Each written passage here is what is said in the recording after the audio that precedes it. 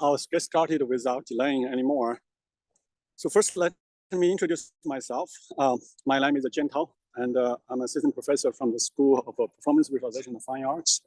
And it's a brand new school, and we just celebrate our first year anniversary.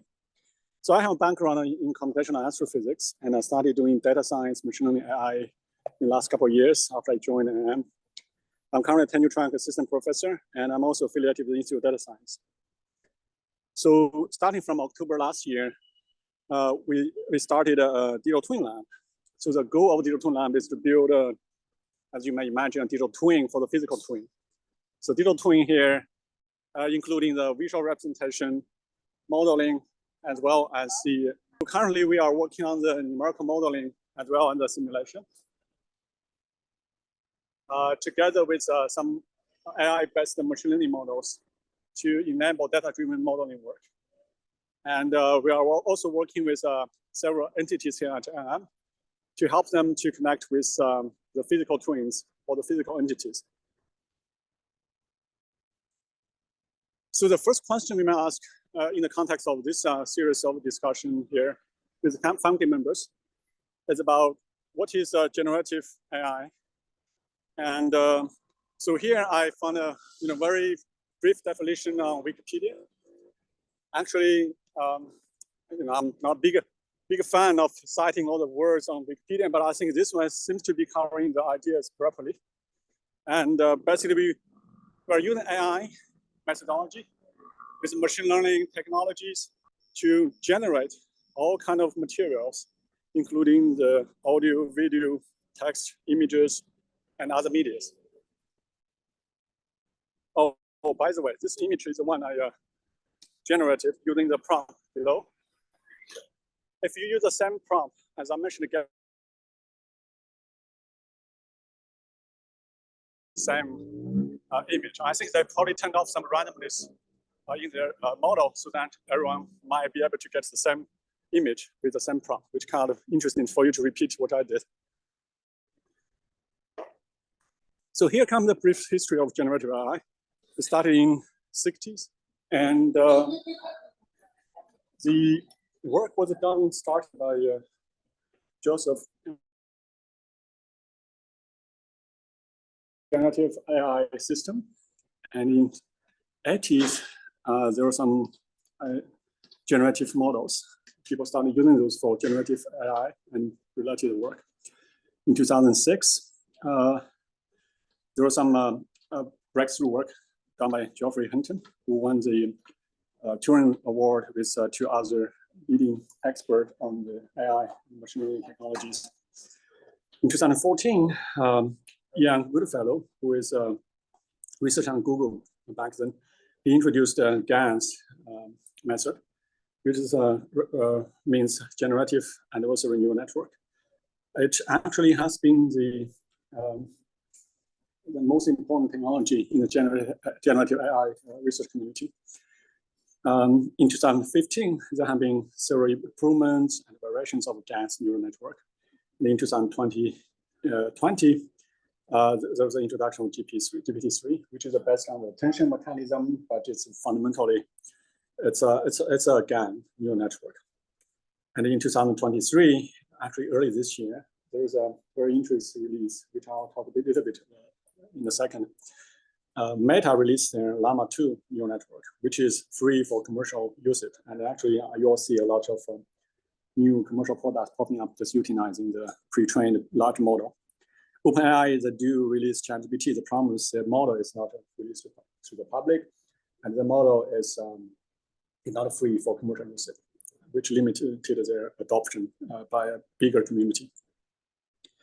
So among various models, the most famous one, and are probably the large language models everyone's talking about today. Compared to computer vision-based neural networks, large language models is more like treating a time sequence. When you're saying things word by word, token after token. That's exactly what this large language model is processing. It's taking your word and translating into tokens, which is like a number or whatever you represent this particular word. You try to analyze the connection between all different tokens, and you figure out the affiliation, association between the tokens. Based on the distance from your current position to the token previously listed in the prompt, you can find associated tokens with the highest probability. There are a lot of parameters getting into this process, which makes things a bit more complicated, but essentially, it's just like predicting the second word in most cases. Give me a long sequence of words by considering all the words in previous in your prompt. I try to figure out the most likely word that I needed to predict to you, and turns out by simply following this model, the machine learning model, the large language model, can understand syntax. Sometimes some knowledge will be embedded in the system as well. So after you get this word predicted, it will passing through, after you get a prompt fit into the large language model, it will passing through multiple layers until, and towards the end, it will spit out a bunch of tokens, which could be translated into probability.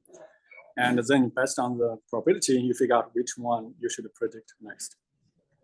So the basic principle is actually very simple, but to make this work, to train this model, it's very, very expensive.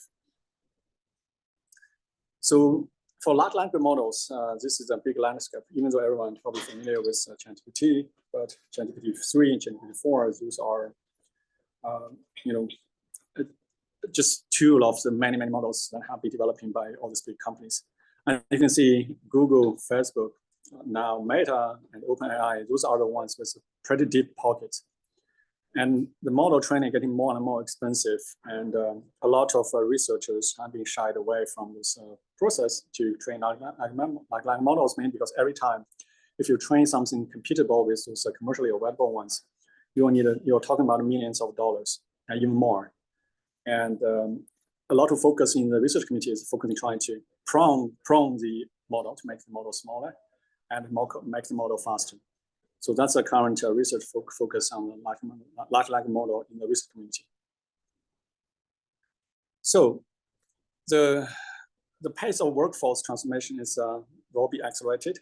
So I found this brand new. I think it's a couple months old. It's not that new, but it's relatively new. By McKinsey Digital, and they drafted an article about the economic potential of generative AI, the next productivity frontier. It's a pretty long report, about 60, 70 pages, and you can take a look at the content. You can download them for free, I believe. And so what's the main topic is that they are predicting that a lot of changes will be made in the industry and also educational sector. So I took one of the figures, which is most relevant to the context of this discussion here. The industry impacts, this is one of the figures in the report. And you can see education is number 4 in they listed probably 20 sectors in the industry that could be hugely impacted by the revenue. If you just sort how much the percentage of revenue affected by this generative AI, you can see education system or educational system. They are about the 4th in the list of the business types, and which is quite dramatic, compared to many other, which I think might be affected a lot, like the insurance or medical or media. But it seems education itself will be greatly impacted. So there are a lot of reasonings and data behind it, and in the paper, that's a white paper, the drafting. It's very, very interesting to read if you haven't done that yet. So among various projects I'm personally involved in a couple of projects using Llama 2. Just give you a rough idea about the size of the model. Basically, this is to the very left here. That's a number of parameters you want to tune. More or less like you need to put this many numbers in your computer and to tune these numbers to make sure the output is something you want.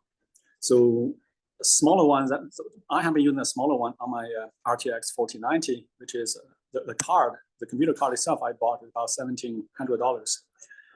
If you try to buy a high-end GPU card that can handle this memory, say like 70B, you're talking about $10,000, $20,000 just for the card, GPU card to handle that.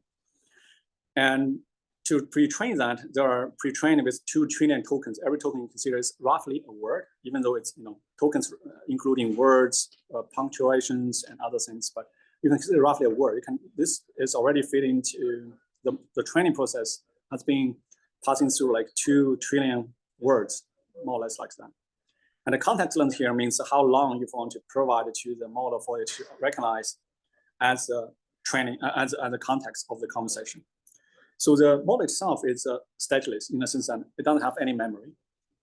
The memory is imprinted in the structure. Sometimes the memory might be vague, might not be accurate, but everything you provided to the model needed to be included in the context. After your conversation session is done, the model, ChatGPT is faking this kind of memory by taking all the previous conversation into the context. So you think that ChatGPT has a memory, actually it's not. It's just like it recorded all your previous conversation. Whenever you ask something questions, before you ask any questions, ChatGPT will get those previous conversation as an input, plus your new question. So it seems to have a memory, but the model itself is a memoryless. But again, this, no matter how small it is, I think it's, no matter how big or how small, it's still very, very important to know that ChatGPT or these large language models, they have a lot of knowledge. They have passing through a lot of text information that we feed into them. To fine tune this, you can just plug in your specialized data and use the best model, and you can use a fine-tuned large language model that can understand your specific knowledge. The Llama, Code Llama, which is the latest release, which is able to understand many, many different code programs and help you to write your code. So now getting to the most important parts, I'm sorry for the delay today. So to me, I think the impact of generative AI on education is a lot, like for personalized learning. Here, I'm just mostly listing those positive ones, but I do have, I'm sorry, the second one, this should be a second page, not the one. The most concerning part is the ethical considerations. Those are the things we definitely want to consider seriously, in addition to the positive signs that everyone must consider, might be positive, good for the education, good for teaching kids, but ethical considerations is something you need to consider seriously as well. So the solution I would suggest that we adopt a tiered approach. For tier 1, we give limited access and usage of generative AI tools for our students, but we need to focus on the foundation, all the fundamental learning, and give them the basic training for all the technologies and other things. Meanwhile, we'll teach them the ethical issues about generative AI. That's tier 1. For tier 2, we give them full access. To me, generative AI is just like computer many years ago. Some people don't consider computer, robotics, automatic stuff are useful or helpful for them, but many of them have been turned out to be wrong. And we don't want to repeat similar mistakes. Let's adopt the technology when it's usable. While we are facing all the ethical issues, we need to learn, at least teach our next generation to learn how to utilize this instead of treat them as something dangerous. I think we need to learn and then how to deal with it. So I do have some ideas. I put them here on the slides. I don't need to go through them. The reason I put a lot of text here, I think these slides will be shared with others, and you all can take a look. And I'll be more than happy to talk with you all about some details. And I'm sorry for the delay. I think that's about the time. Thank you so much.